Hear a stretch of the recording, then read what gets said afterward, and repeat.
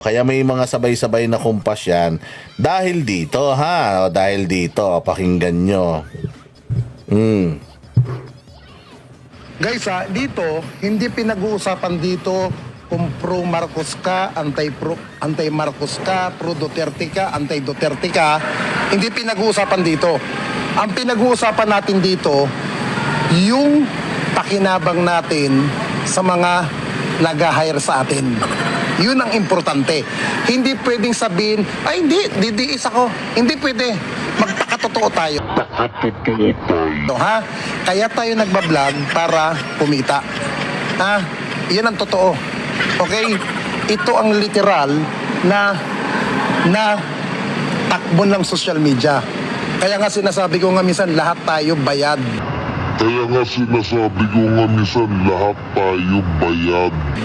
Now, dito, ang abutan dito hindi GCash, cash to cash. Okay? Ang sahod nyo rito, 15.30. Pero bukas, i-update ko kayo kung anong mangyayari sa meeting. Okay? Hindi ko sa inyo pwedeng pangalanan kung sino ang nasa likod nito. Okay? Basta't ang the best, prepare kayo. Tapos, yung nasa Metro Manila, may meeting tayo bukas. Mag-PPM ako. Okay? At least meron na tayong taga-probinsya.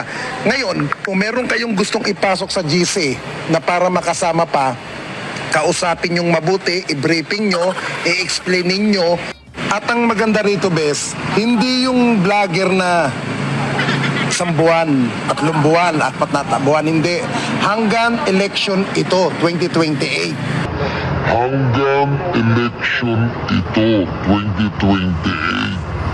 Ngayon, ang gagawin nyo lang dito, hindi kayo magbablog na kung anong gusto ninyo. Hantayin ninyo yung ibababa ko na message sa inyo para yun ang ibablog ninyo. Yun ang gagawin yung story, yung ibababa kong link na story. Ako magbababa sa inyo ng story base sa ibinaba sa akin sa taas. Yun ang gagawin nyo. Hindi nyo kailangan na umikot-ikot. Hindi nyo kailangan umano-ano.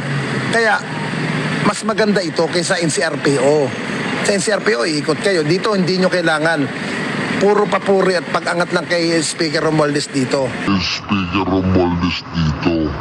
Okay? Alam nyo na siguro kung bakit pare-parehas sila ng kumpas. Kaya yung sinasabi ng mga bobong vlogger sa kabila, kung ano yung sinabi ng isa, yun din sasabihin ng isa, yun din sasabihin ng isa, yun lang assignment nila.